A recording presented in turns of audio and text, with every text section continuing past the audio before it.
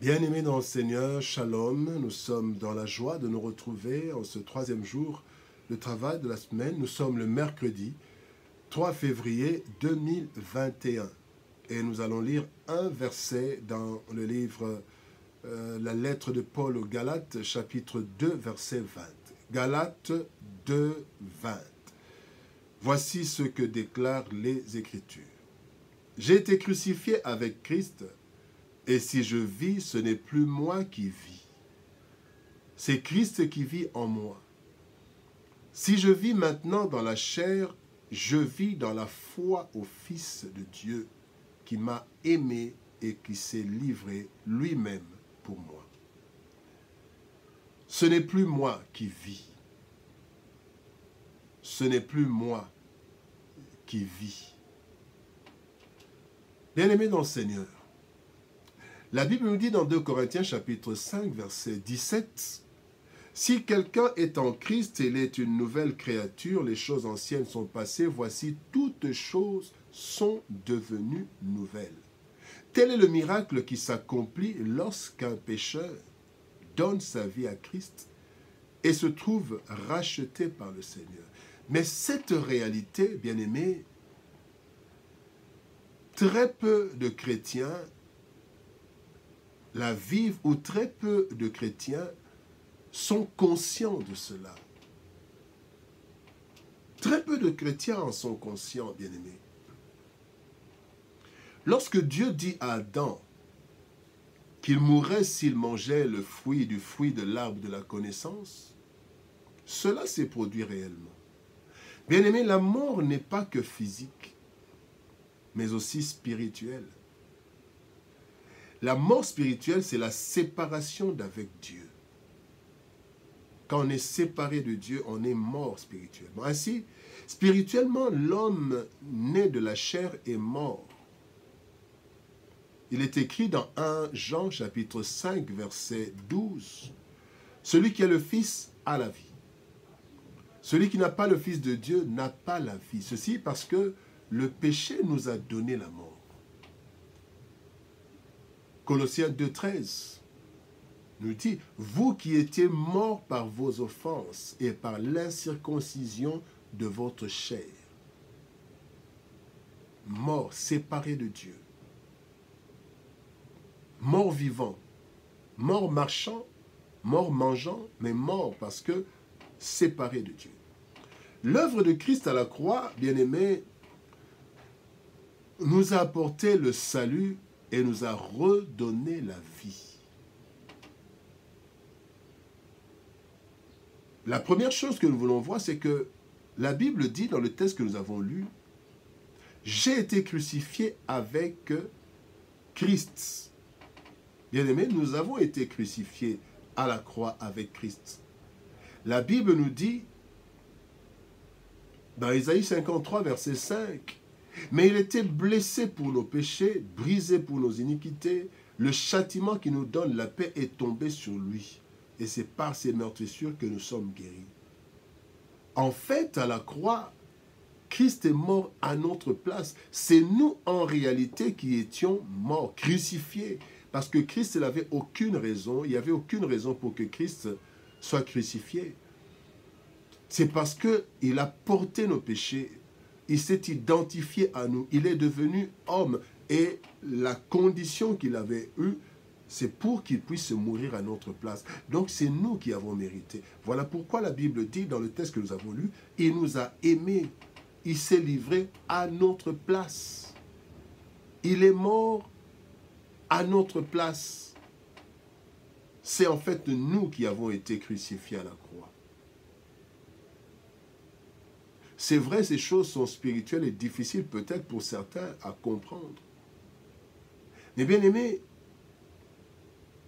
nous devons savoir cela. Et la deuxième chose, la Bible dit, si je vis dans la chair, mais par la foi.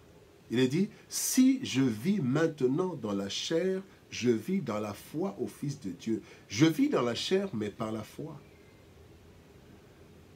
Paul dit aux Corinthiens, dans 2 Corinthiens 5, 7, « Car nous marchons par la foi et non par la vue. »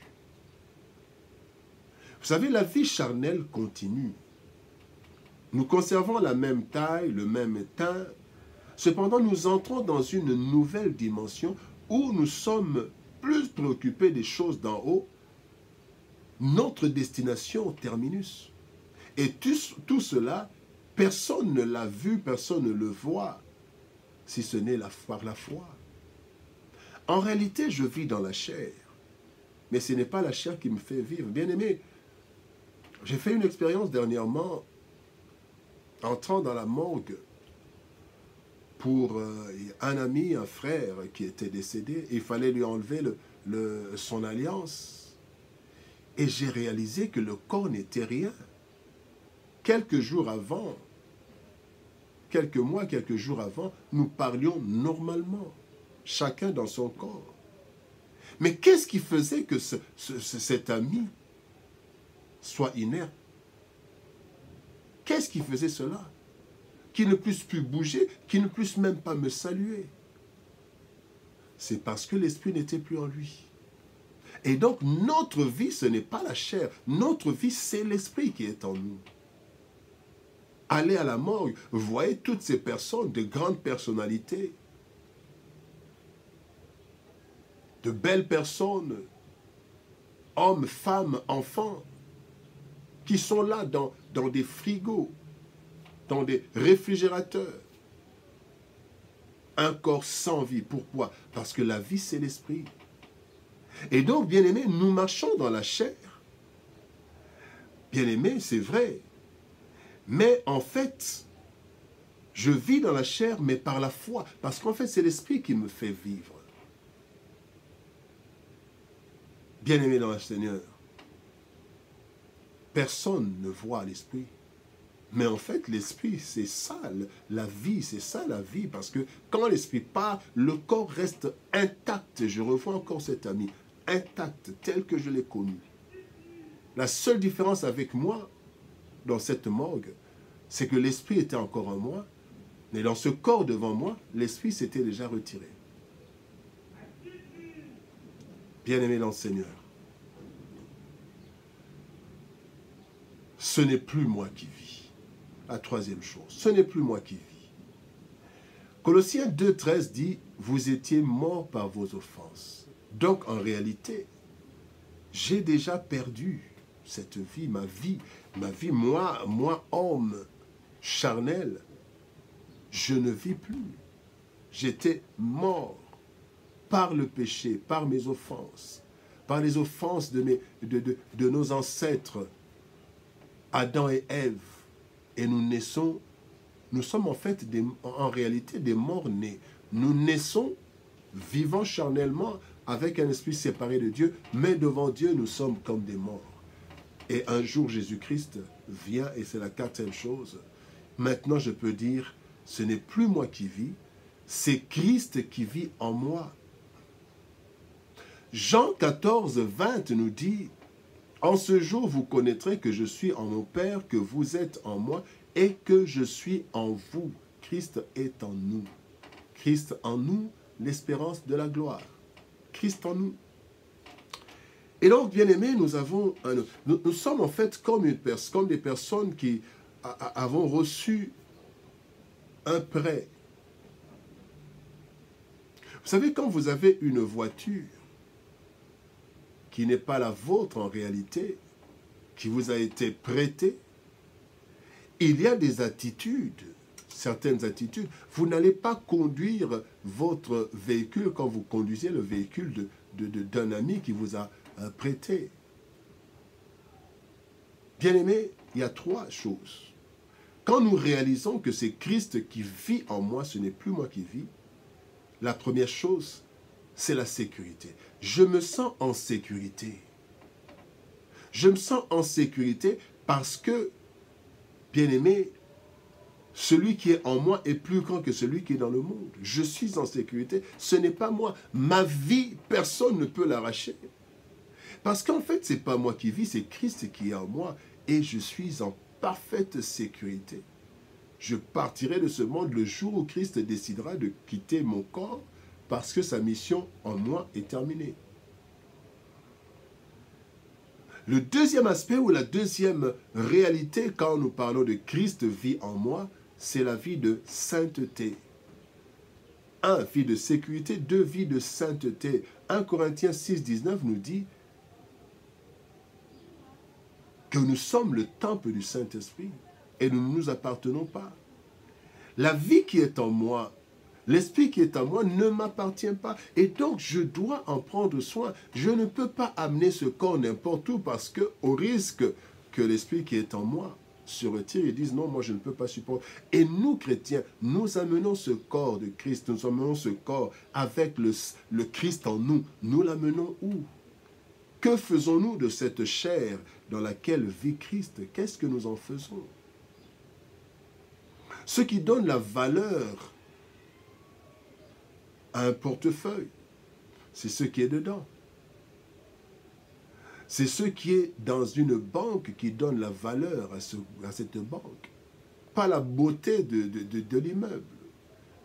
Bien aimé, quelqu'un qui a un portefeuille avec un billet de 5 $ et un autre qui a un portefeuille avec une carte bancaire représentant un compte de je ne sais pas combien de milliers, de centaines de milliers de dollars, bien aimé, les deux portefeuilles ne sont pas les mêmes. Et quand on est conscient, on sait comment, bien aimé, prendre soin de ce portefeuille qui a beaucoup d'argent dedans. Bien aimé, nous sommes dans ce corps, mais dans ce corps, il y a Christ. Et nous devons donc avoir une vie de sainteté. La troisième chose, une vie de service. Christ vit en moi pour l'œuvre du Seigneur. Voilà pourquoi la Bible dit, nous sommes créés en Christ pour accomplir les œuvres qu'il a déjà préparées. Et Pierre, quand vous lisez Actes des Apôtres, chapitre 3, verset 6, Pierre dit, je n'ai ni or ni argent, je n'ai rien, mais ce que j'ai. Cela veut dire, moi-même je ne suis rien, mais celui qui est en moi est capable. Et Pierre a rendu service en guérissant le malade. Bien-aimé dans le Seigneur, ce n'est plus moi qui vis. Si dans la chair nous continuons à être celui ou celle qui est né dans une telle ou telle famille terrestre, en réalité, spirituellement, nous sommes une autre personne, née en Christ et vivant par la puissance de Christ. Nous sommes ainsi de nouvelles créatures qui dépendons de la vie de Christ, cette vie qu'il nous a donnée par son œuvre salvatrice à Golgotha. Ainsi, nous vivons une vie de sanctification, de service en toute sécurité, parce que ce n'est plus nous qui vivons, c'est Christ qui vit en nous. Que Dieu nous bénisse, shalom, au revoir et à demain.